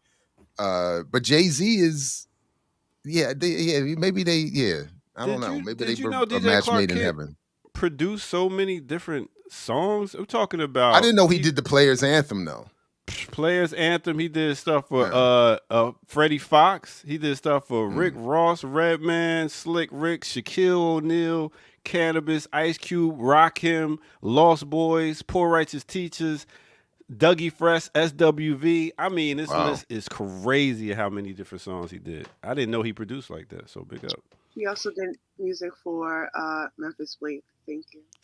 That is her man's right there. That's your man's and Did you them. get to meet him? What happened? I don't understand. Don't play. Don't play. Let me find out. Did he come to the BAP convention this weekend? I don't understand. The Like, Rock why? First of all, The Rock had an era. They did. Everybody had an album. Everybody had a dope album. A Millie. Well, I don't know if I would call them dope albums. They all had albums. I don't know if I would call them all dope albums. Well, I would.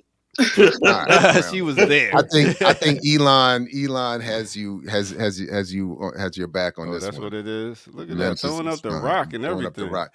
I did like a lot of that. I like that era. That was I did like that amazing. era. Yeah. And but I used to, if I had proper foresight, I'd probably still have a Clark Kent mixtape. I mean, he used to do mixtapes too. And Panamanian, all the different artists from the islands. I mean, Biggie. So Panama's not an island, though. Just to be, it's not. No. What is it? A very thin. Why is this so funny? Country. So many people don't know this. I wanted to say it's. I mean, it's. I wanted to use the word isthmus, but I don't even think that's. Yeah. Okay. I guess that would qualify. But I thought an isthmus had to connect you to an island itself. It's the connection into South America, to a continent. So maybe. But yeah. Either way. Now it does. You can. It's very thin, and you can go from the Atlantic to the Pacific, and you know. But now I gotta find out what an isthmus is. It's too much. All right, I'll catch y'all later. And again, it contains the only area that Europeans were not able to colonize, that Darien Gap. And there's some funny stories of Europeans just rotting away, failing, trying to conquer that part of the land. They just can't handle it. But anyway, Panama belongs to Colombia, Hiram says. It does. That's just a joke for me in the house. I'm like, y'all used to be Colombians 5 minutes ago. I don't know what all the pride is for, but knowing the whole history. And then when I interviewed, I got what was her name? The sister who wrote that very good book on race in Panama. And the essential deal was that for Panama to get its quote unquote independence, it had to adopt the racial codes of the United States and get rid of its black leaders.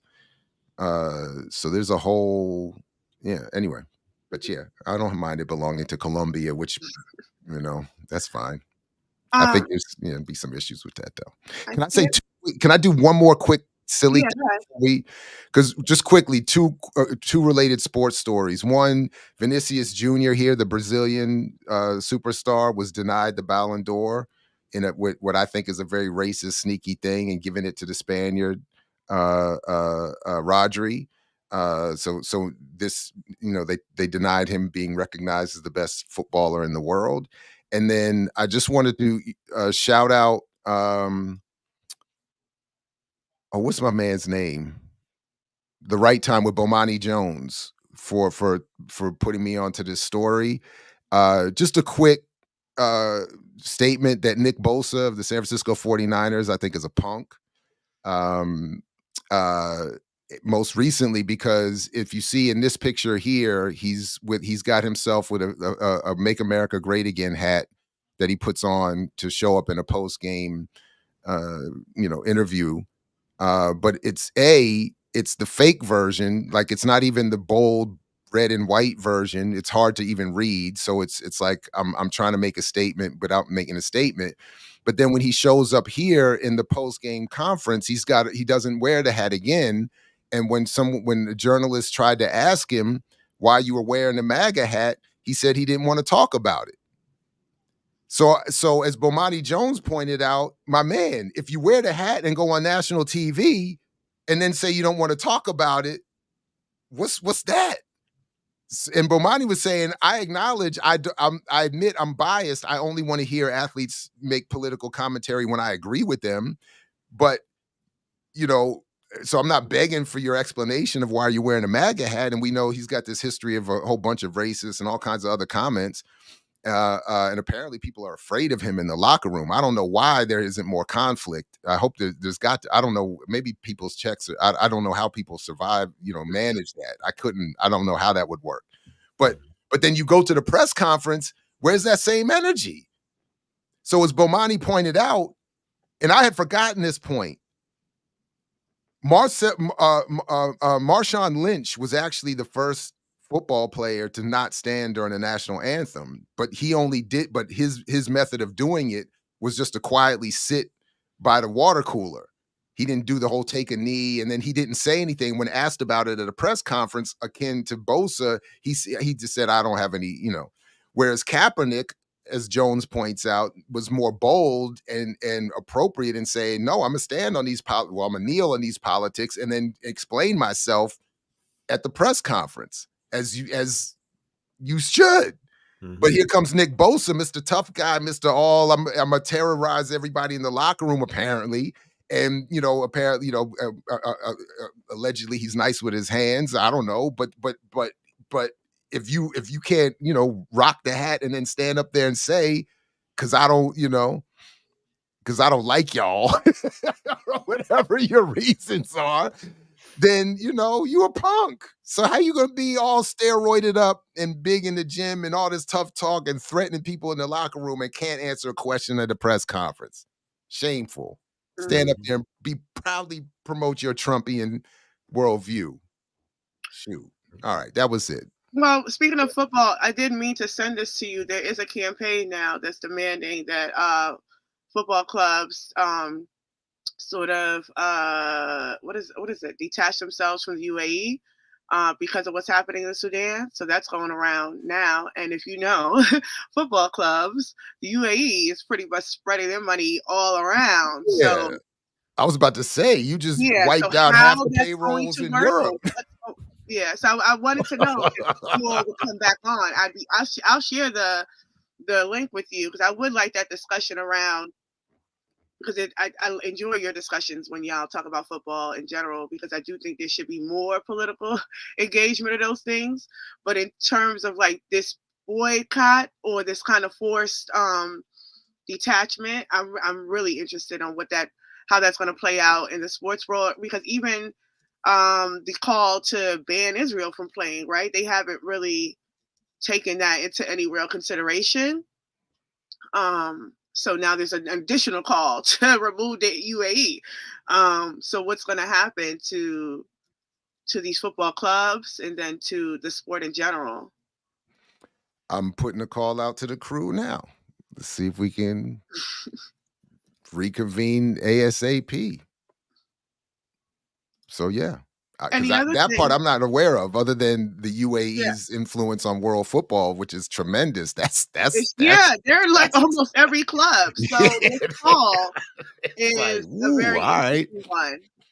Yeah, it's going to obviously need a mass pressure, but when these kind of boycott calls are made on sports and people are asked to take a position on their pastime and their politics, it is not often the politics that gets chosen, because people still watching football. But to the point about Marshawn, isn't Marshawn doing a podcast with what's his name? The governor of California. Oh no. Yeah, they have a podcast together. No Oh, way. word? He was just in Cuba With- too, I think. I saw some video of Marshawn in Cuba. Really? Marshawn is I'm just here so I don't get fined, right? That's that. Oh wow, pot licking with Gavin Newsom. And Marshawn Lynch. Is that his? No, this just looks even bad too. Just even this cover photo. No, this isn't just one show. This is an unexpected collaboration. Oh no. Oh no. Yeah, I'm with you. Damn it, man. Damn it. Like, get down, nigga. Right, that cover. I mean, it's just that's a bad look. That's terrible. I didn't scan this too much, but let me see. Here's a little video of Marshawn in Cuba. Marshawn. Fine here because after What? 1999, there was an economical embargo in Cuba on Cuba, the U.S. Them So, niggas started hating like they always do. well, they stopped importing cars. So the cars got stuck in a time warp. When you have a car that is like 60 or 70 years old, you have to make it work. So people started adapting engines. In this case, which engine we have in here? So his non-political, political, so the U.S. So that's an interesting way to. Right. No, that's an interesting way to engage Cuba on the issue of pimping your ride. Mm-hmm. Yeah, it's an interesting way to highlight the embargo. Mm-hmm. Okay. Yeah. Look at And Marshawn. I think he does. I mean, I don't follow him a lot, but I know that he also went to. We are the fiscal sponsor of a farm in California called Earthseed, and he took with some young people, went there to the farm. So he does. He's got these progressive liberal, maybe other politics, but you never get explicitly expressed, it feels like. And so it's like at the same time where he's trying to put out some things, he's also trying to again do the balancing act of getting some paychecks or making sure all his paychecks aren't wiped off the table or whatever. Hey, shout out to WPFW. When I was still doing radio there, we made a drop out of his Super Bowl statement. Remember when he said, shout out to all the Africans out there at from his Super Bowl press? I was like, yeah, we made that into a drop. So yeah, he. Hey, quick question. Do people in Puerto Rico, do they vote for? Not for U.S. presidents, no. Oh, But they have their own elections. Yeah, unless Trump said what he said. They're on the mainland and have residency here on the mainland, then they can vote. Yeah. Oh, so I was like, he ain't gonna get no vote. Trump ain't gonna get no votes after what he said. No, that comedian or whatever. But Kamala should. Can we discuss that? Sure. Yeah, we should. Yeah, because I think that's been going on MSNBC repeatedly, and I feel like once they get a soundbite, they are like a dog with a bone, because they won't let it go. But this emphasis on Puerto Rico, I think, is very, very interesting, especially because the colonial question of Puerto Rico just is not coming up at all. That Puerto Rico is a colony, so even when they're saying, "Well, Trump doesn't care about Puerto Rico," or just this juxtaposition as if the Biden administration might have. Even with the blackout that just occurred that they got no support from, and the hurricane that they got no support for, but they want to take you back to Hurricane Maria when Trump was throwing out paper towels. Also, when Kamala went to Puerto Rico a couple months ago, and the protesters, upon arrival, were protesting against her being there, and they're singing a song about her that was not a good song, and she's I gotta find that clip because she's dancing along with it until the interpreter leans in and is like, this ain't it, and she stops because she had no idea. So they're not fond of the Biden administration either, but again, they can't participate in the presidential elections, but they have their own elections brewing. Friday, Hiram's going to come and talk to us about that, some details about that. But interesting, the front runner in the Puerto Rico elections is a huge Trump supporter. So, did you see? I just was looking. Erica put this on the run sheet, but a Trump rally speaker says, and these I don't want to read it. I'm just gonna let it play real quick because I don't want to have to say welcome migrants to the United States of America with open arms. And by open arms, I mean like this. That's funny. It's wild. And these Latinos, they love making babies too. Just know that. They do. They do. There's no pulling out. They don't do that. They come inside, just like they did to our country. Wow. I think there's more. I think he openly calls Puerto Rico trash, right? trash, and yeah. And then apparently he wasn't the only one. I mean, I think one thing to reflect upon in terms of the there was a rally at Madison Square Garden where there was, and I think he also made some joke around black people and watermelons and so forth. So it was again, what Trump represents is this overt white racism that is back. I don't want to even say back in vogue, but it's allowed to be open in ways in which, post the civil rights movement, folks clamped down on their overt racism. But now the right wing is fully expressing and open to saying exactly how they feel without any sort of regard for what the so-called consequences are. I think this one has become such an issue, however, in terms of the again, the limited spectrum of what's happening in the election, that Trump had to put out a statement distancing themselves from the actual remarks of the comedian that they hired, knowing full well that this person says these things all the time, would come up to the rally and say. Yeah. Yeah, Erica did have that other clip, by the way, but I don't know.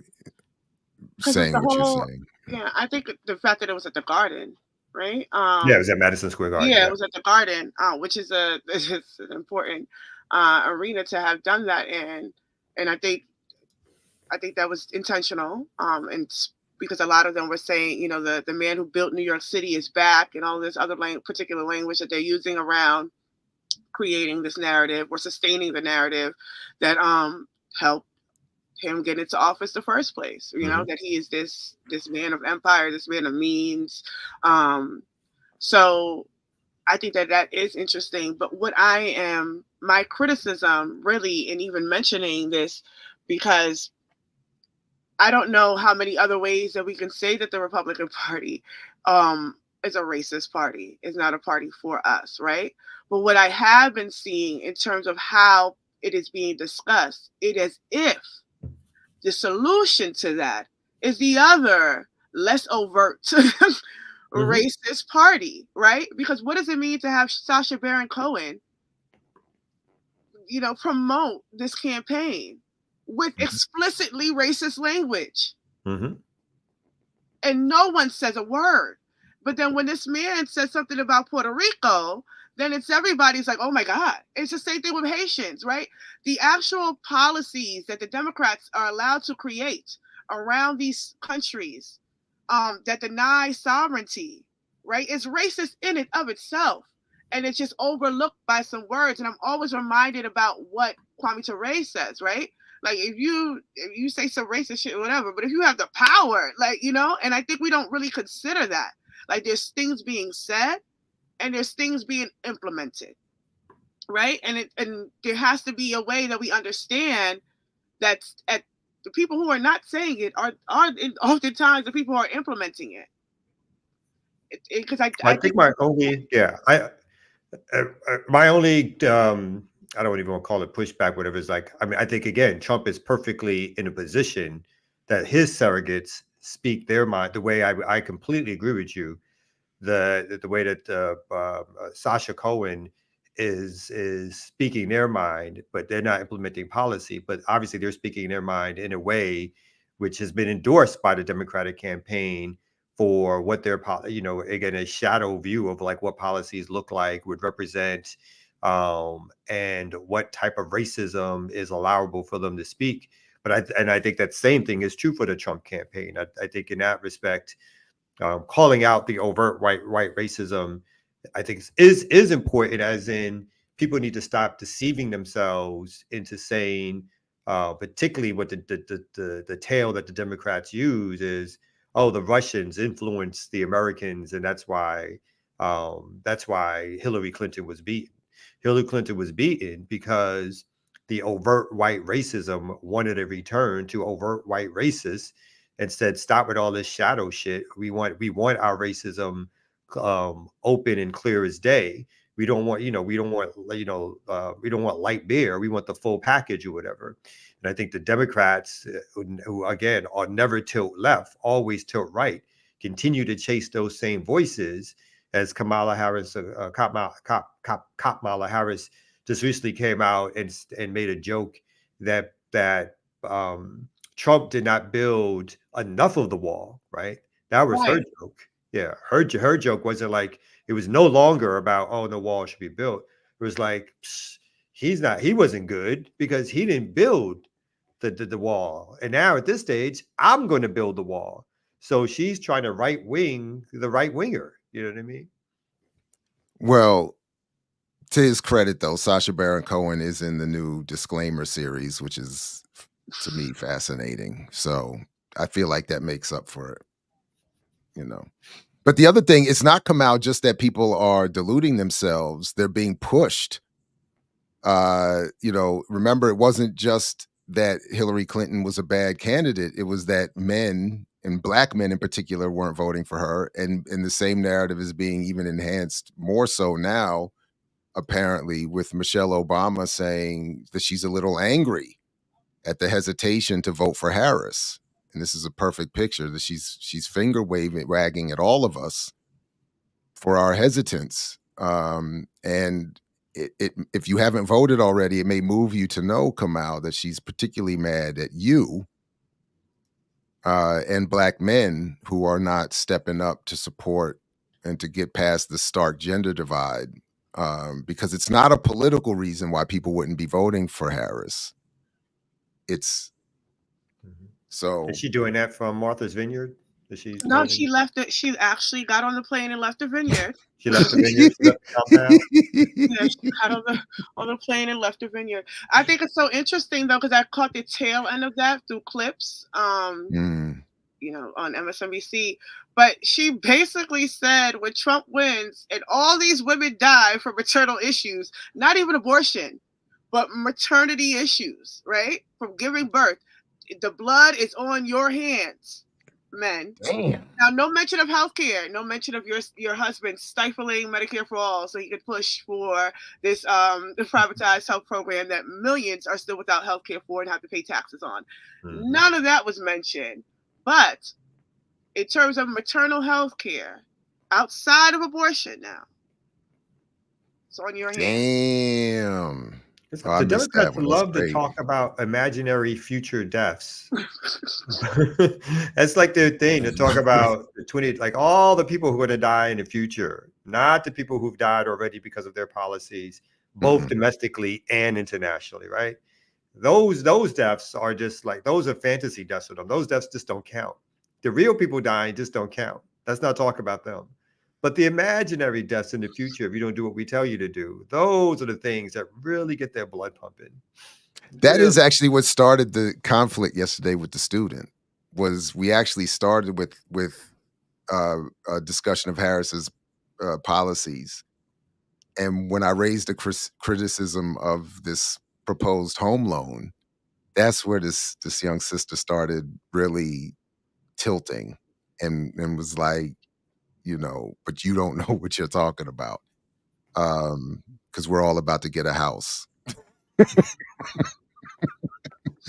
I'm telling you, there's a PhD jazz musician, I think his name is Will Smith.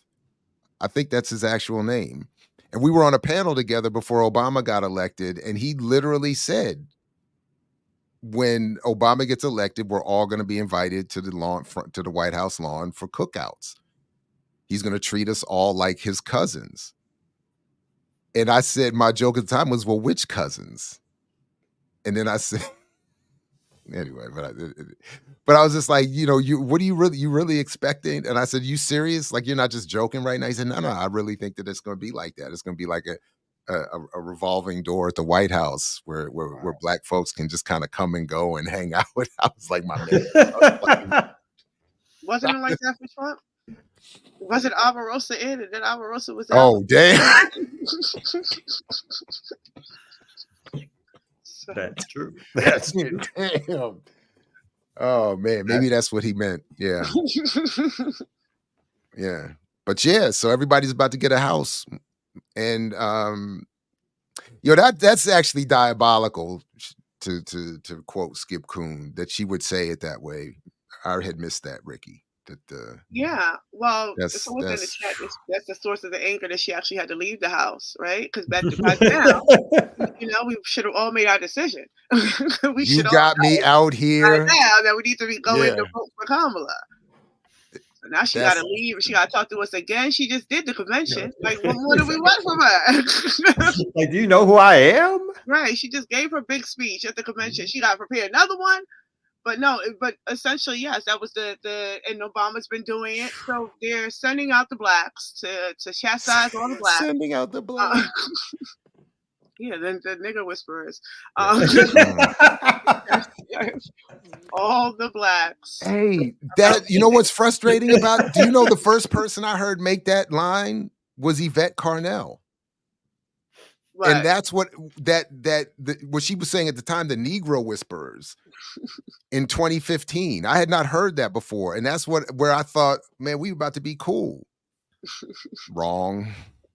Was wrong on that. That was good. I like that. She said, and that brother, that another brother, PhD, that formerly worked with me at Morgan State, said, when Obama got elected, said, I'm out. I'm going to go write the book to teach white people how to engage black people. He said, my magnum opus, he called it. And I never heard from him again. He's out there somewhere.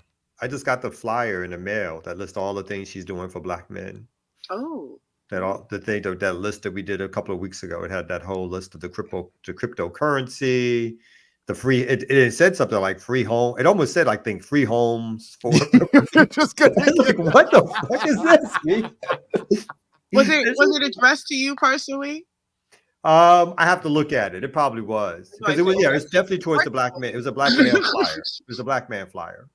A black man flyer. But it basically was cryptocurrency for everybody, homes for everybody. It was like all this, like, what? Groceries for all. Right. What the fuck are we Legalizing doing? weed was the one that won it for us black. Yes, people. the weed. Yeah, legalizing it. Yeah, that was it. She did put that on there. I'm a little offended. I was a little bit offended at that.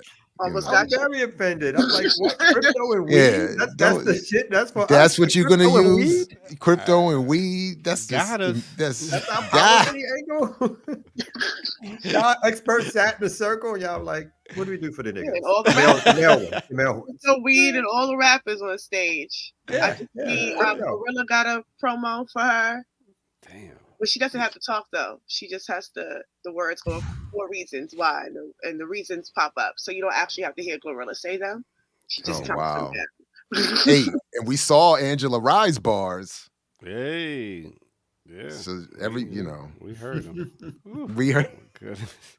We did hear him. We suffered through them. It don't need much for us, but I think the most compelling argument is: do we want this crazy guy to be in office with all this crazy stuff he's saying? Do we want that, or do we want Kamala? And I don't know, man.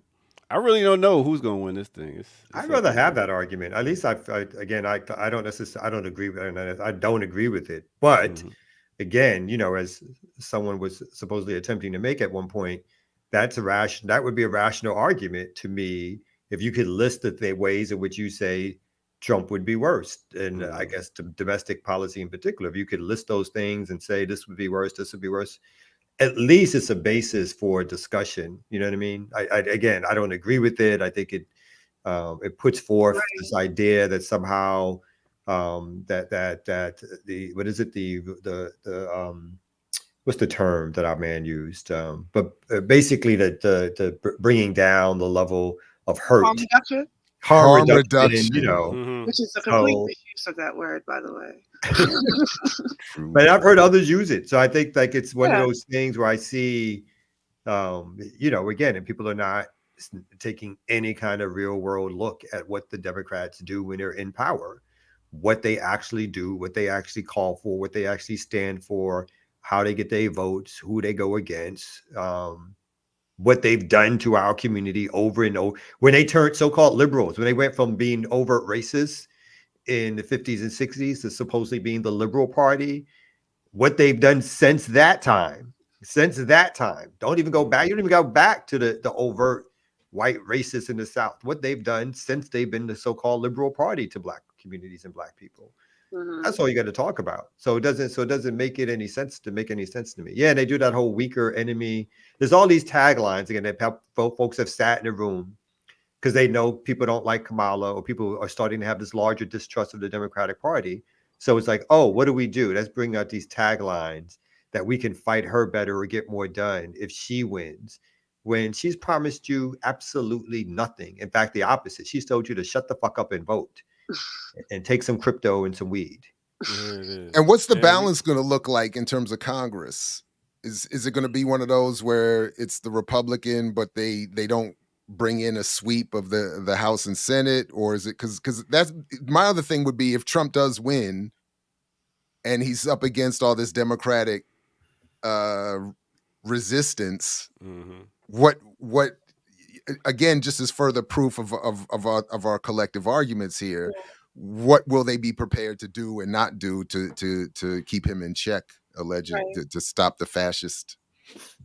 Before we end, y'all, because I see the time, but that is a question that I also have in terms of like the big deal people are making about the 200 plus Republicans that have joined and signed on to support Kamala Harris. What happens to them who are still in Congress, right?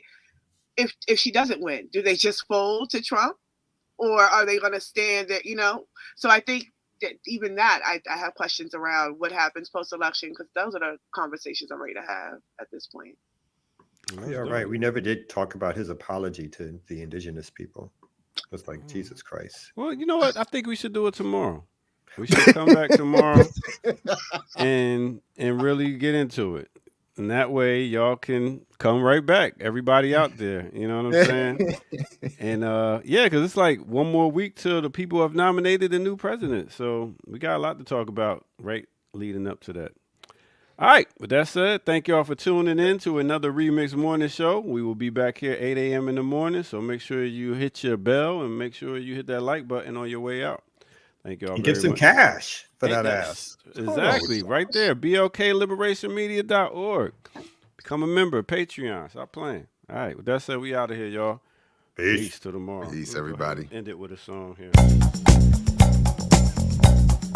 Follow me into a solo, get in the flow, and you can picture like a photo. Music mix mellow, maintains to make melodies for MCs, motivates to bring some everlasting. I can go on and go on and go on.